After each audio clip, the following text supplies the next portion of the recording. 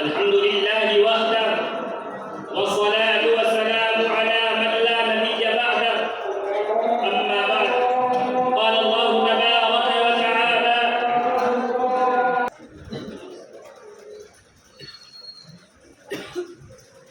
الحمد لله وحده والصلاة والسلام على من لا نبي بعده أما بعد قال الله تبارك وتعالى يا أيها الذين آمنوا اتقوا الله حق تقاته ولا تموتن إلا وأنتم مسلمون واعتصموا بحبل الله جميعا ولا تفرقوا واذكروا نعمة الله عليكم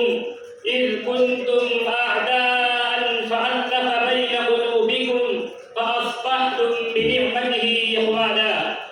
وكنتم على شفا حفرة من النار فأنقذكم منها كذلك يبين الله لكم آياته لعلكم تهتدون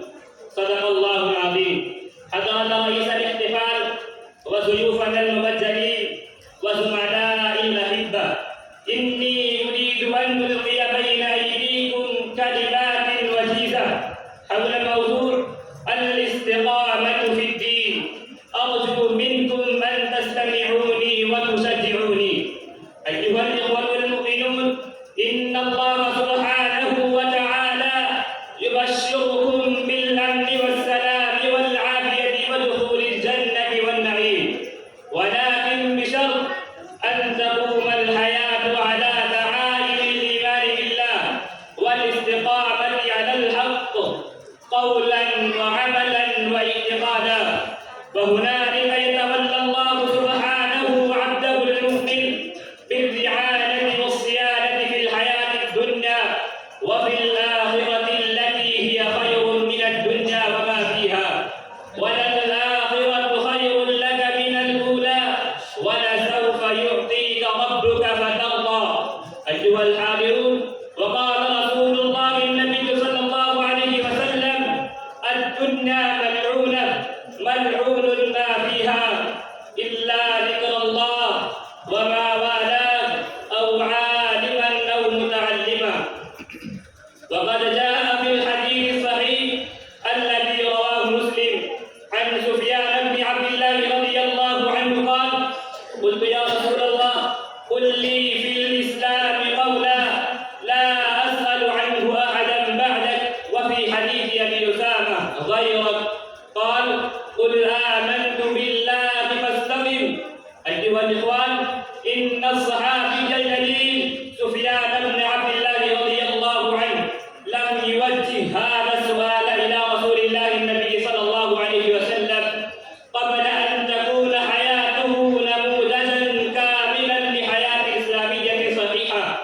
ولكن كان يريد مزيدا من التصلب والتماسك بالإسلام، فأخبره رسول الله النبي صلى الله عليه وسلم بأن الاستقامة على الحق هي الركيزة الأولى التي تقوم عليها حياة المؤمن، وهي التي تفجر ينابيع طاقة الإيمان وتمنح المؤمن ميزة يتميز بها عن غيره ويعرف بها بين أبناء جنسه. أن الاستقامة على الحق والطاعة بعد الإيمان من أهم علامات السعادة والنجاح في الدين والدنيا، ومن أعظم الفضائل والخصائص التي حرص عليها السابقون الأولون من المؤمنين، إن كان قد انصرف عنها المسلمون اليوم الذين قد تجردوا مع الأسف الشديد